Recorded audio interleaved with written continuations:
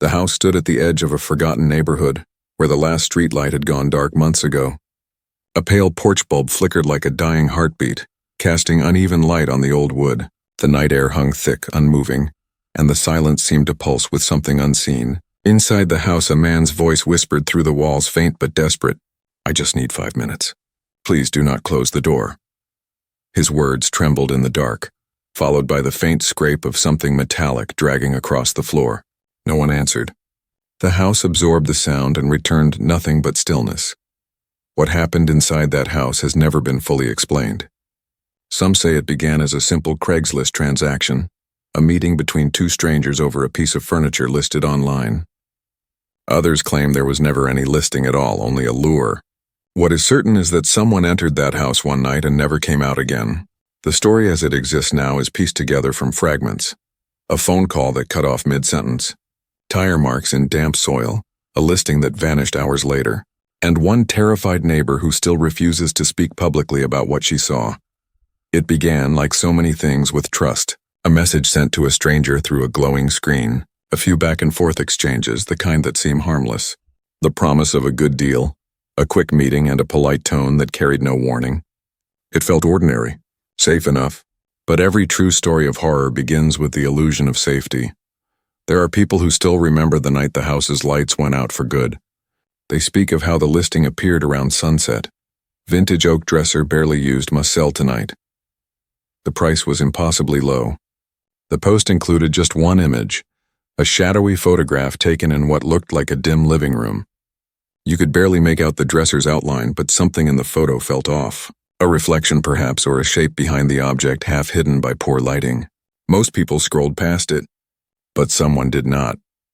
He was a man trying to save money, new to town, just moved into a small apartment nearby. He had been using Craigslist for weeks, buying used furniture, tools, secondhand electronics. The site offered a kind of convenience that modern life depends on. Anonymity, quick exchanges, trust without questions. But anonymity is also a mask, and sometimes what hides behind it is not human at all.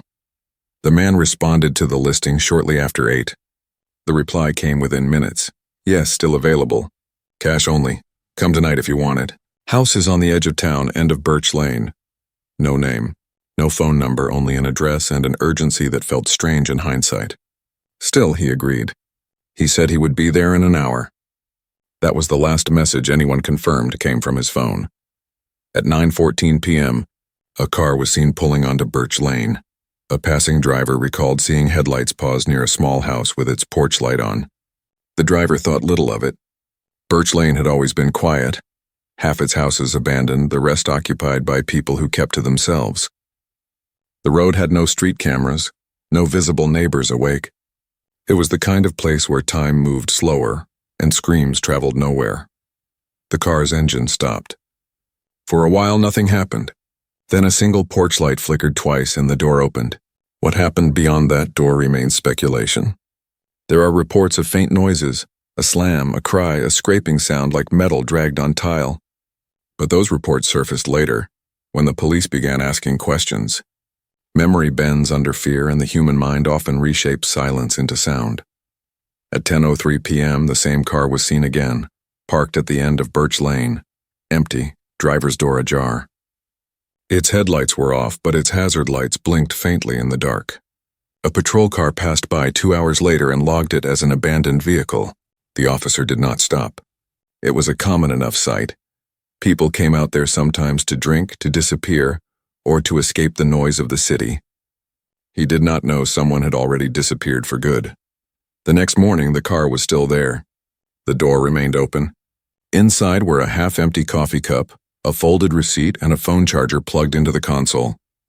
The driver's seat was adjusted forward, as if someone had leaned in to reach something before getting out. The keys were missing. There were faint footprints leading from the car toward the house. They stopped halfway up the porch steps. There were no footprints leading away. Neighbors began to talk, as small towns always do. They said the house had been empty for years, that no one had lived there since an old couple moved out in the late 90s. Some claimed they had seen lights inside recently, brief flashes, like someone using a flashlight in the dark. Others insisted it was just the reflection of passing cars. but there were no passing cars on Birch Lane.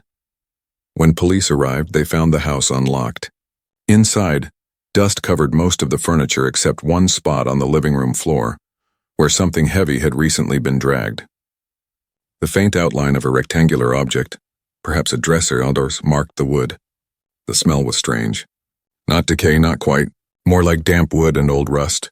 In one corner, a cell phone battery lay on the floor, casing cracked open. No phone, no charger, no sign of struggle.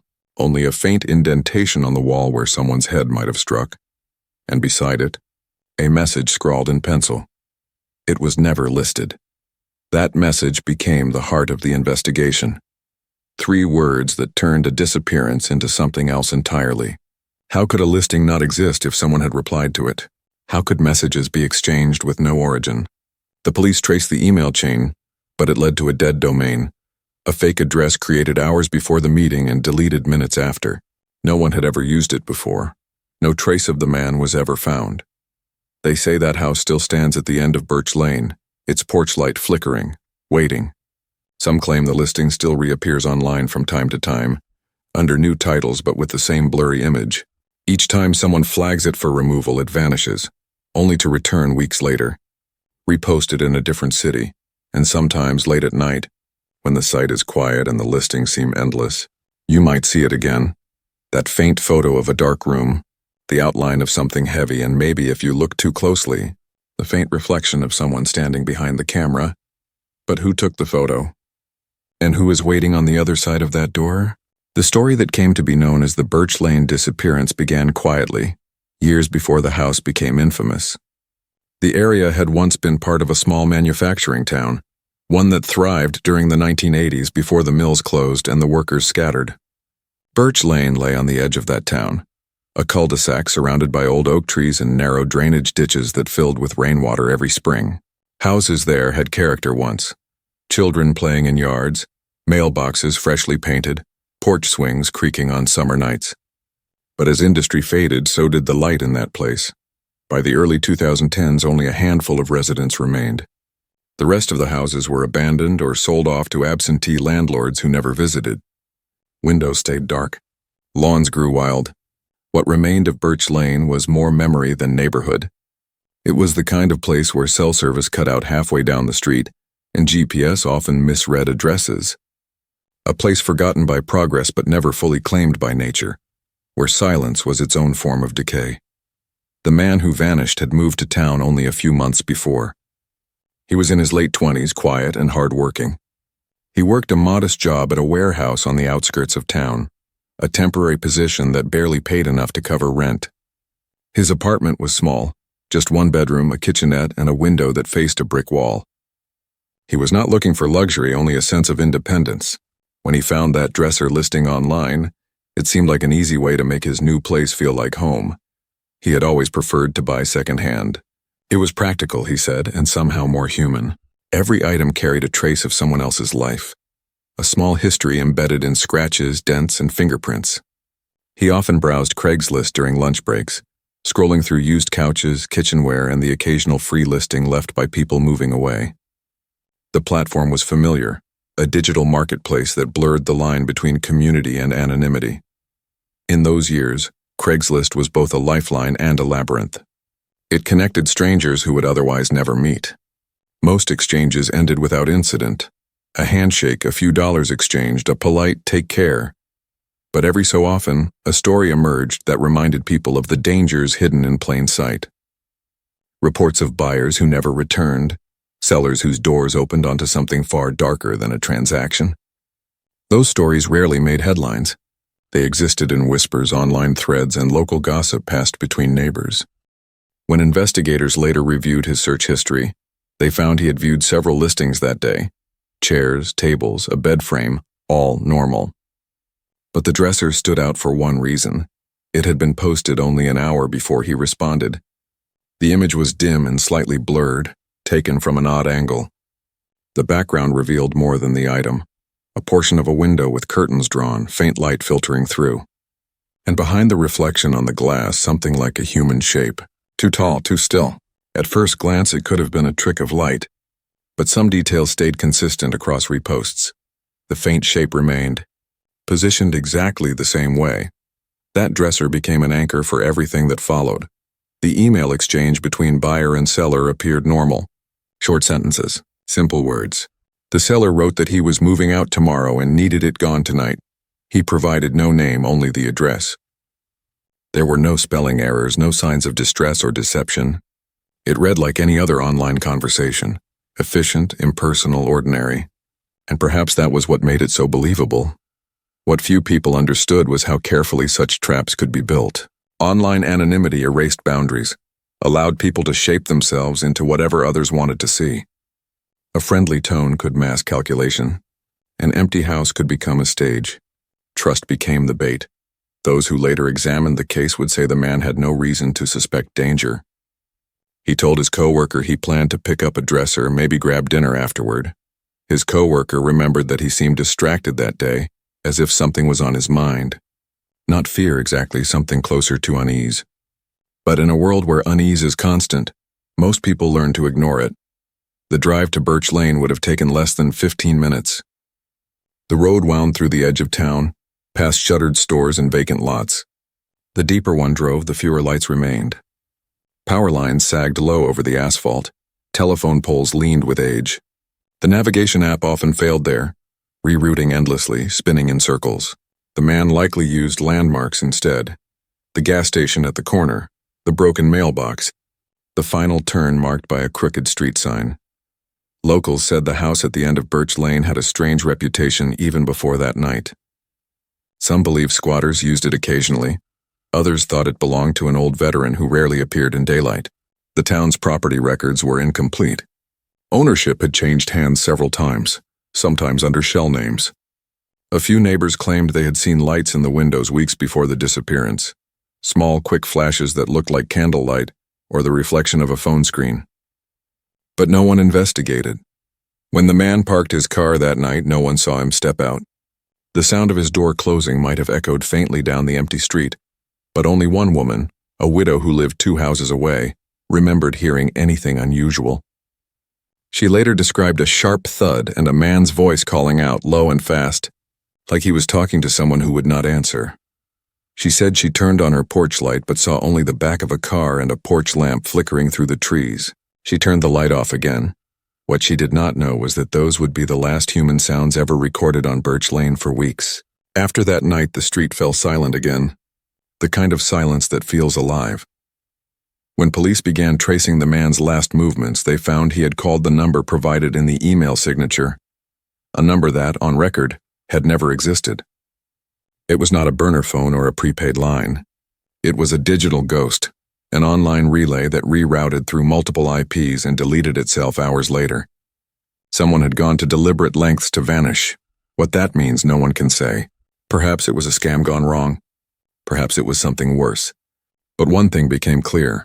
Whoever created that listing knew what they were doing. They understood the psychology of trust, the pull of a good deal, the comfort of politeness, the illusion of safety and routine. It was not just a house on Birch Lane, it was a doorway into something larger, something that had no clear origin or end. And as investigators began to dig deeper, they would uncover that this was not the first disappearance linked to a Craigslist post in that area. Others had happened before. They had just been forgotten. By the 3rd night after the man's disappearance, Birch Lane had already grown quieter than usual. The few remaining residents closed their blinds earlier, as though something unseen had started moving through the neighborhood. It was not that anyone had witnessed anything directly, no screams, no lights, no shattering glass, but people began to sense a kind of pressure in the air, a weight that lingered after sundown. Even the dogs in nearby yards stopped barking past midnight. The police had finished their first sweep of the property. Nothing unusual, they said. No signs of a struggle, no blood, no evidence of forced entry. The house was old, damp, filled with dust and rot. The windows were layered with grime, the walls stripped of paint. But something about the place felt wrong, even to the officers. They stayed only long enough to document the scene, take photographs, and mark the footprints on the porch steps, the ones that stopped halfway to the door. Later, one of the officers admitted privately that he thought he heard something while walking through the living room, a faint voice somewhere between a whisper and a breath. It was too soft to make out words, but It came from the direction of the back hallway where the wallpaper had peeled away in long, curling strips. He called out, expecting to hear the echo of his own voice bounce back. Instead, what returned was silence, thick and absolute. Meanwhile, the man's family grew frantic. His mother left voicemails that went straight to voicemail. His coworkers began to realize he had never come back for his tools, wallet, or paycheck. The landlord entered his apartment hoping to find a clue, but the only sign of recent activity was a half-eaten sandwich left on the counter and an open laptop still logged into his Craigslist account. The last message on the screen read simply, "See you soon." The words were ordinary, but the timestamp made them chilling. It was sent after the time police believed he had vanished. Investigators could not trace the source. The message came from the same email thread as before, yet when they tried to follow the IP trail, it led to an old internet cafe hundreds of miles away that had been closed for years. Someone had erased their tracks carefully, almost surgically. The house itself became a kind of riddle. Some neighbors claimed it was impossible to find online anymore, that GPS coordinates would misplace it several blocks away, or drop the pin in a wooded area nearby. One resident swore he tried to look up the address on a real estate site, only for his screen to flash black before redirecting him to an unrelated listing. Whether it was technical error or something else, no one could say, but the most disturbing thing came from a different source. A local teenager, curious after hearing rumors, went to the house one night with his phone camera. He stood at the edge of the yard, zoomed in, and captured a short clip of the porch. Nothing happened at first. The porch light flickered. The window glowed faintly from within. But as he adjusted focus, a dark figure moved across the window frame, slowly, deliberately. The boy claimed it was the silhouette of a man, standing unnaturally still, head tilted toward the glass as if watching him. When he blinked, the light went out. The video was shaky and grainy, but what unsettled people most was what they saw in the reflection of the glass. There appeared to be another face, smaller, closer to the window, half hidden behind the first figure. It did not move when the larger shadow did. The police later dismissed the footage as a trick of lighting, perhaps a passing car or tree branches swaying in wind. But the boy insisted there were no cars, no wind, and no movement in the trees that night. By the end of the week, more strange reports began to surface. People scrolling Craigslist claimed they saw the same dresser listing reappear, identical photo, identical description, but posted in different cities each time. The timestamp would show a recent upload, yet the account posting it no longer existed when users tried to reply. Some said that clicking the photo would cause their browser to freeze. One woman reported hearing faint static through her laptop speakers, even though no video or sound file was playing. Another said her phone camera turned on by itself when she clicked the link. Most dismissed it as an internet hoax. But for those living near Birch Lane, it felt too close to be coincidence. A few locals began to gather at the end of the street at night, keeping their car engines running as they watched the house from a distance. Some brought flashlights, others brought cameras. They waited for hours, but nothing ever moved. The windows remained dark. The front door never opened. And yet, almost everyone who stood there described feeling the same sensation, a faint vibration beneath the ground, like distant machinery or the hum of an underground current. One man swore he heard faint knocking coming from inside the house, timed perfectly with the flickering of the porch light. Another described hearing something under the car seats as he drove away, a faint tapping as if someone was brushing the underside of the floorboards with their fingers. By the second week, the local police closed Birch Lane to visitors citing safety concerns. They claimed the house was unstable, that the foundation was rotting. But the barricades did little. Teenagers still snuck in after dark. Some brought Ouija boards, others live-streamed their visits. Most found nothing but old furniture and cold air. Yet a few returned pale and silent, unwilling to speak about what they had heard. One girl later told her friend she heard breathing from inside a closet that appeared empty. Another said she found a drawer half open in the hallway, filled with old newspaper clippings, all about missing persons from the same county, stretching back decades. None of those papers should have been there. The house had supposedly been vacant for years. What began as curiosity slowly turned into fear. The pattern was impossible to ignore. Every time the dresser listing resurfaced, someone would vanish nearby. Not always in the same town, not always under the same circumstances but always tied to a Craigslist post that disappeared within hours. When investigators tried to track the connection, the metadata revealed a chilling consistency. Each listing was uploaded from a location within half a mile of the Birch Lane property. Even after it had been sealed off, whatever had started in that house was not finished. And though the original police report listed the man as missing, not deceased, the locals stopped referring to it as a disappearance. They called it what it felt like, an exchange. Something taken. Something offered in return. It was not about the dresser anymore. It was about the house that kept relisting itself, waiting for the next name to appear in its inbox. When investigators reopened the Birch Lane case years later, they began not with the house but with the digital trail. Every story has its ghost, and in this one, the ghost lived inside the internet itself. Detectives traced the original Craigslist listing through archived databases and proxy logs, but what they found was worse than absence. It was distortion. The images recovered from the original server were corrupted in ways that defied ordinary data loss. Lines of static cut through the photos like fractures, and embedded in the image code were fragments of unrelated text, phrases copied from old police reports, random coordinates, and even timestamps that predated the invention of the website.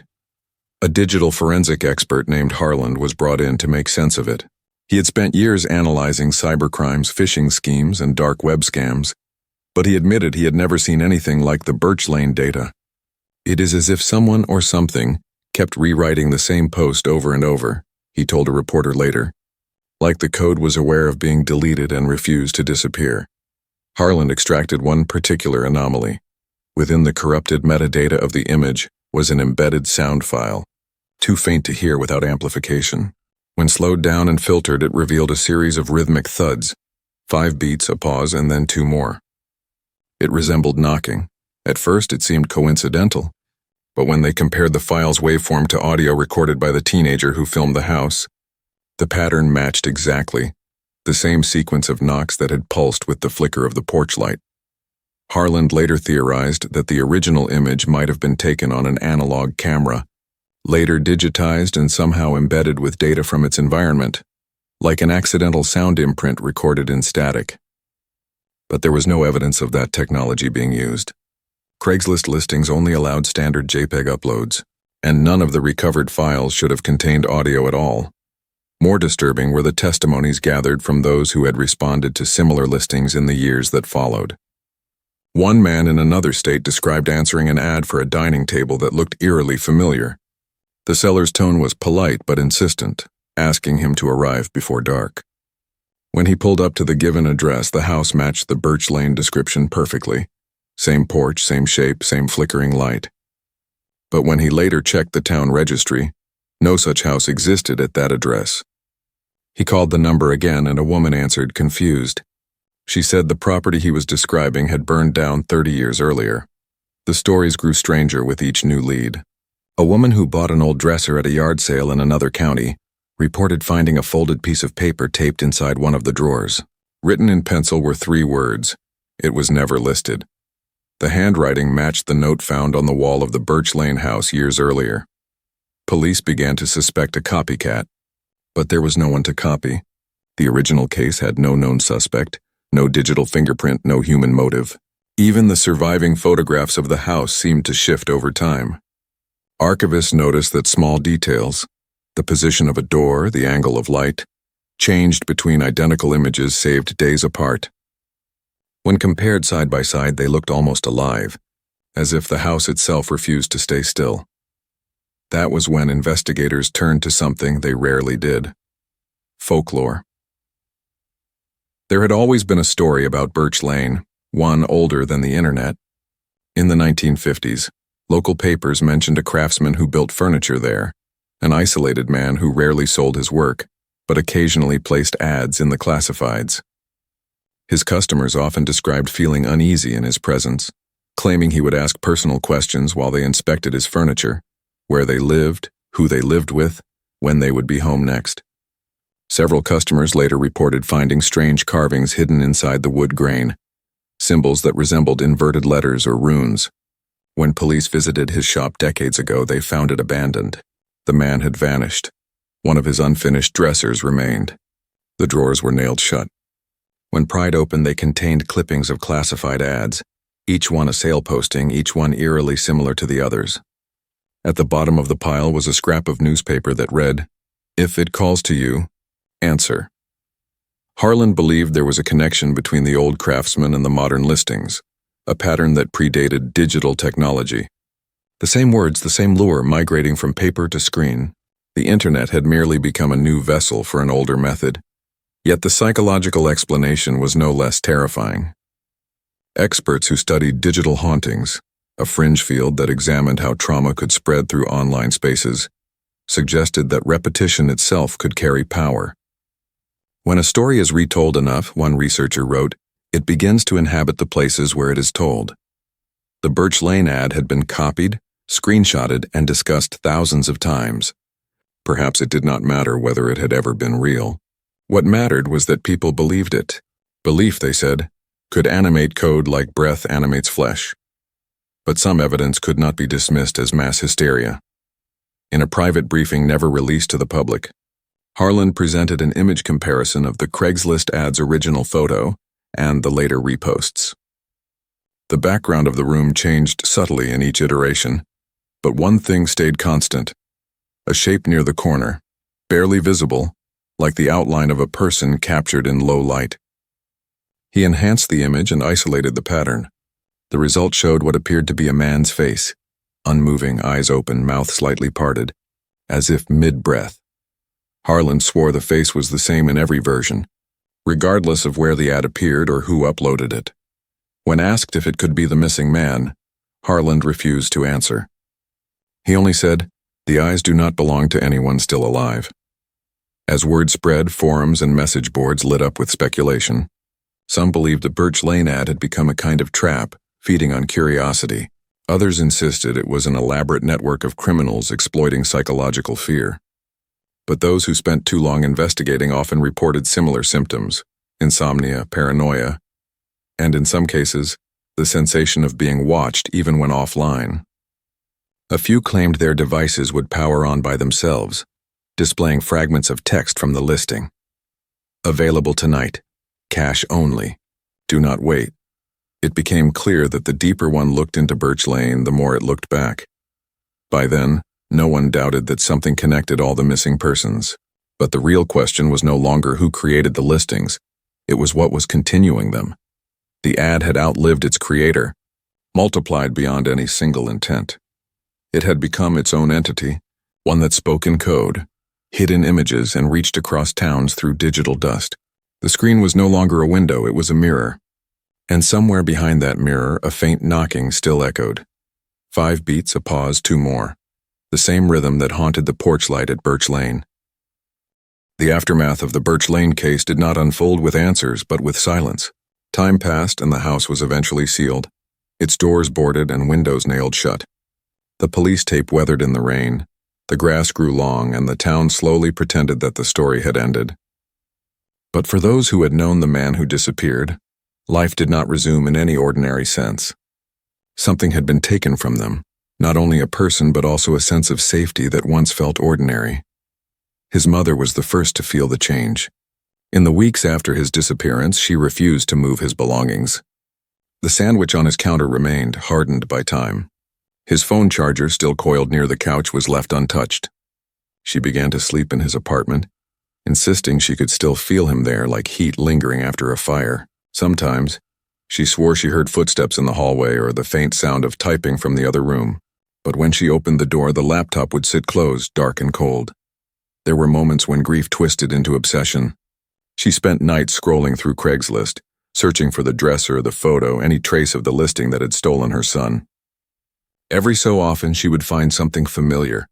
A piece of furniture, a similar price, a line of text that matched too closely, and her heart would pound with hope and dread. She contacted the sellers, begged them for details. None replied. Some emails bounced back. Others were read but never answered. One day she received a single response from an anonymous address. It said only, "You are looking in the wrong place." She forwarded the message to police, but they dismissed it as a cruel prank. Yet she could not shake the thought that someone, or something, was still aware of her search. It felt as though her grief had become part of the story, woven into its fabric. The co-workers who had once laughed with the missing man over lunch grew quiet, uneasy. The warehouse where he worked began losing employees. Some left because they could not drive past Birch Lane anymore. Others left because strange things began happening inside the building itself. Lights flickered even when electricians replaced the wiring. Radios picked up faint static that sometimes pulsed in a slow, repeating pattern. 5 beats, a pause, 2 more. Those who stayed said the silence between the sounds was worse than the noise itself. The case became an unspoken shadow in town. Parents told their children not to use Craigslist. Teenagers dared each other to visit the street but rarely made it past the barricades. Every few months, rumors would surface. Someone new had vanished, someone had seen the ad resurface. But official records showed nothing. No new reports. No missing person filed in connection with Birch Lane. Yet the locals knew that was not true. People had stopped reporting. One young man who had been close to the victim began keeping an audio diary after the disappearance. His recordings revealed a gradual unraveling.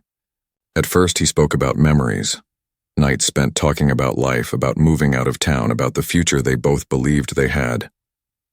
But the later entries changed tone. He spoke of dreams where he saw his friend standing at the end of a hallway, whispering something inaudible. He described waking to find his phone open to Craigslist with a draft listing he had not written. The title was always the same, The Dresser, barely used. Must sell tonight. By the final recording, his voice trembled. He said he could hear knocking behind his walls, always in the same rhythm. He wondered aloud if grief could be contagious, if longing itself could invite something through. The last words he recorded were soft. If you see the ad, don't answer. The police found his apartment empty 2 weeks later. What remained was the recorder, still powered on, the battery somehow alive long after it should have died. The device had continued to record silence for 72 hours. Near the end of that file, faintly beneath the static, there was breathing. Not heavy, not panicked, just steady human breathing. For the families who lived near Birch Lane, the fear took a quieter shape. They began to live by small rituals, unplugging routers at night, covering mirrors, keeping curtains closed. It was not superstition, they said, but a way to keep distance from the unknown. Still, some could not resist curiosity. The internet has a way of feeding obsession. Late at night, when the rest of the world sleeps, people scroll. They search. They stare into the glowing screen that connects every stranger to every other. That is where the real damage happens, not through violence, but through the erosion of certainty. The Birch Lane story became less about one disappearance and more about the realization that no one truly knows who waits on the other side of a message. Every marketplace post, every email, every shared photo, each could be an invitation. And for those who had lost someone, that thought gnawed constantly. It changed the way they spoke to strangers, the way they opened their doors. Even the investigators who once dismissed the supernatural explanations found themselves affected. Harland, the digital expert, stopped working entirely. He was found weeks later in his home, surrounded by printed screenshots of the Craigslist listing. Each image was marked with notes, coordinates, timestamps, scribbled phrases like "same shadow." The face shifted and "it knows." His laptop was left running, displaying the error message. File in use by another process. He had disconnected his Wi-Fi. What haunts most people about the Birch Lane case is not the mystery of what happened to those who vanished. It is what happened to those who remained.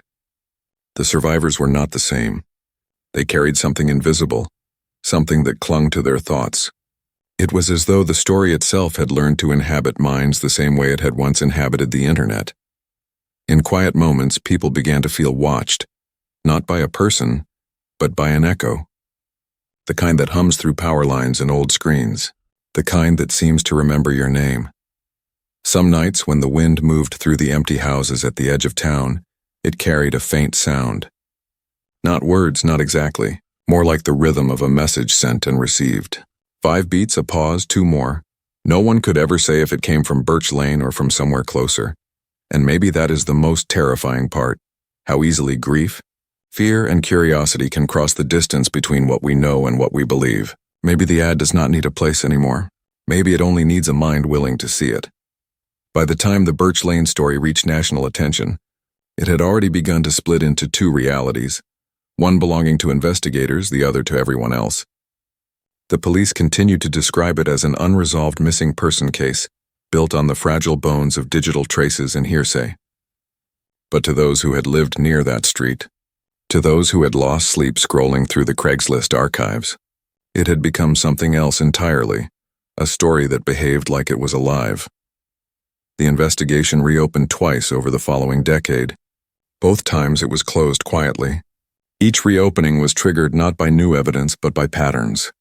In cities hundreds of miles apart, nearly identical listings appeared within days of each other. Vintage dresser? Barely used. Must sell tonight. Every time the ad was posted under a new account, and every time the account was deleted within hours. The text never changed. The photo always looked the same. Poor lighting, wooden floor, faint reflection in glass. But digital forensics showed that the file name and data stamp were different each time. It was as if each image had been freshly taken, rather than copied. Investigators began to compile the reports of those who had interacted with similar posts. At first it was mostly harmless. People would message, receive no reply, and move on. But occasionally someone would receive a strange response. Still available. Please come before dark. The address would vary but always led to locations with unsettling histories, vacant homes, condemned buildings, lots that had been bulldozed years before. When police followed up, there were no residents, no security footage, and no sign anyone had used those addresses recently. The case files grew thick with unanswered questions. The first theory to gain traction was the human predator hypothesis. It suggested that the Birch Lane listing was part of an organized scheme, an underground network using online marketplaces to lure victims. The eerie consistencies across the posts could be explained by one perpetrator, copying the format as a signature.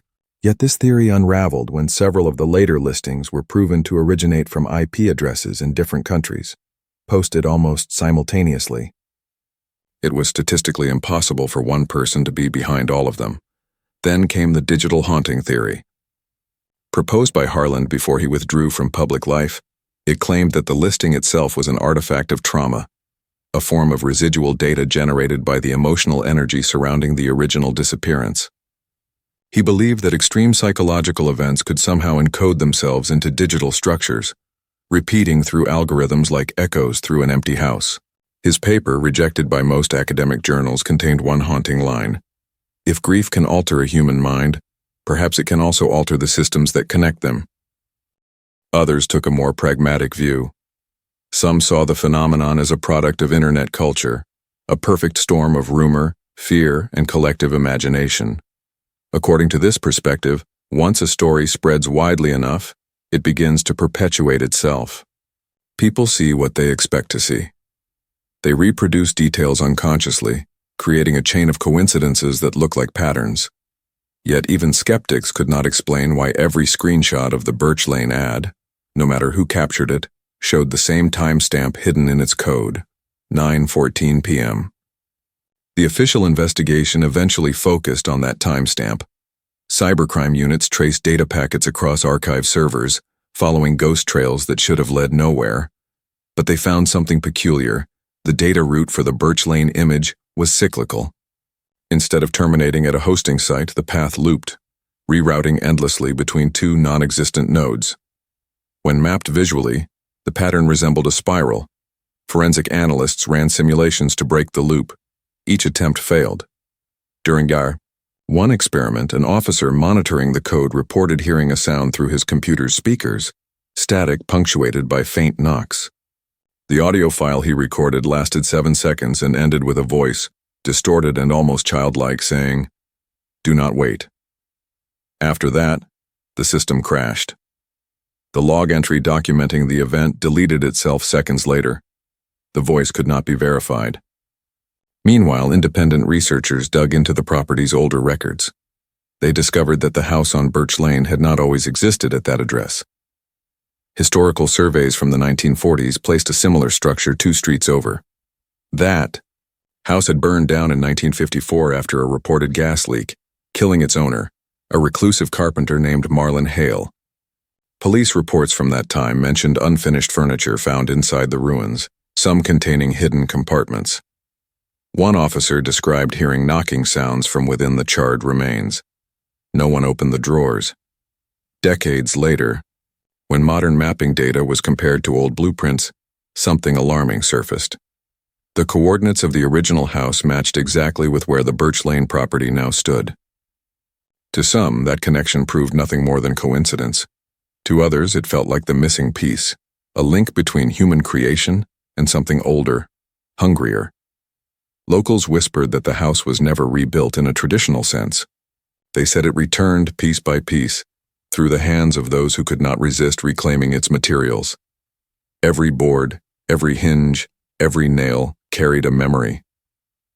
The paranormal investigators who visited Birch Lane in 2017 described the atmosphere inside the boarded house as electrically still. They recorded temperature drops and EMF spikes that fluctuated in sync with the rhythm of 5 beats, a pause and 2 more. Their cameras malfunctioned, capturing blank frames that later revealed faint outlines when enhanced, like silhouettes caught mid-motion. One investigator claimed to see a figure standing by the window, its reflection visible but its body absent. Even among skeptics, that rhythm began to spread like a superstition. People who had studied the case too long reported hearing it, sometimes through their devices, sometimes from the walls themselves. 5 knocks, pause, 2 more, always in moments of isolation, always when the screen went dark. Theories multiplied, but none closed the wound the story left behind. Some believed the listing was a psychological test, an experiment in trust designed by an unknown group. Others saw it as the manifestation of modern loneliness, an invisible entity that thrived wherever strangers reached for connection. A professor of behavioral studies wrote, "Perhaps the horror of Birch Lane is not supernatural at all. Perhaps it is the shape of our dependence, the proof that we will answer any call that promises to see us." The case was eventually archived again, but those who worked on it could never fully detach. 2 officers involved in the final review left the force within a year, both citing health issues. One suffered recurring nightmares of an unfinished room with a single dresser and a door that opened only when he looked away. The other stopped using computers altogether. He said the light from the monitor began to flicker in a familiar rhythm.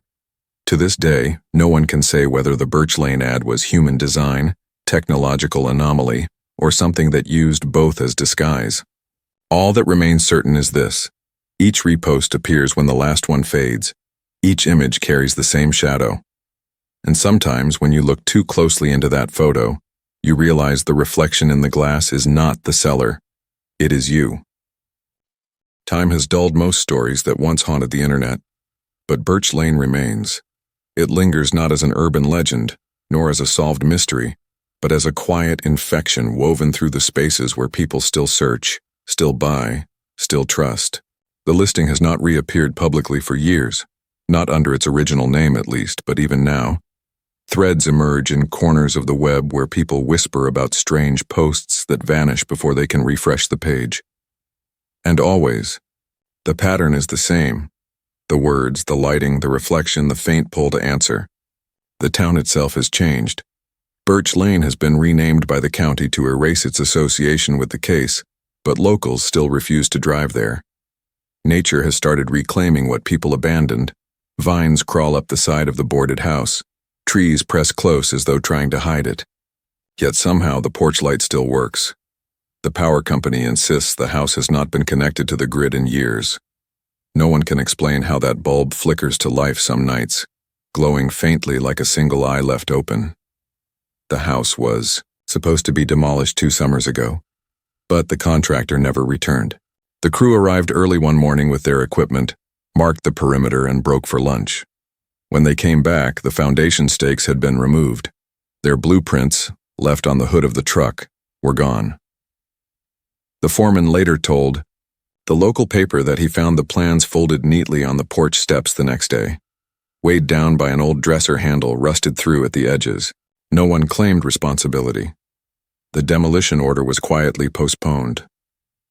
It is strange how quickly the human mind learns to coexist with horror. At first, people avoid it. Then they begin to tell the story, to shape it into something they can hold. But with Birch Lane, no one ever managed that. Every retelling seems to change slightly. Details shift, faces blur, timelines twist. Those who dig into the story feel something subtle start to bend around them, as though the truth itself is being rewritten each time someone speaks it aloud. The house refuses to stay buried because it does not exist solely in one place anymore. It exists in memory, in image, in data. It has found ways to multiply through belief. In interviews, the last surviving investigator of the case said something that was almost poetic. He said, "Every time we close it, it opens somewhere else." He was not speaking about a literal door, but the pattern, the reappearance of the same elements, the same rhythm of tragedy repeating across new towns, new names, new screens. His voice trembled when he added, "Maybe that is how it feeds." Because in the end, the Birch Lane story has never been about one house or one disappearance. It has always been about connection, the invisible thread that ties strangers through technology. When the man answered that Craigslist message, he believed he was doing something simple, even kind, buying something secondhand, helping someone move. He trusted that the world on the other side of his screen mirrored the same reality he lived in. But trust in this story became the trap. What happens when that trust outlives the person who gave it? What happens when the system itself begins to mimic human behavior so well that it no longer needs a human behind it? Maybe that is what truly unsettled the investigators.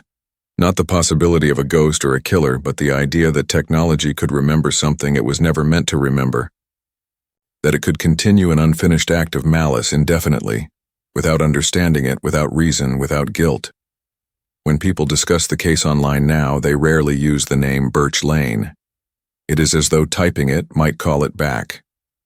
Instead, they speak in codes. The ad with the dresser, the one with the light, the mirror post, and buried deep in forums you will find screenshots, low resolution, almost identical to the originals. Each one shows the same faint reflection in the glass.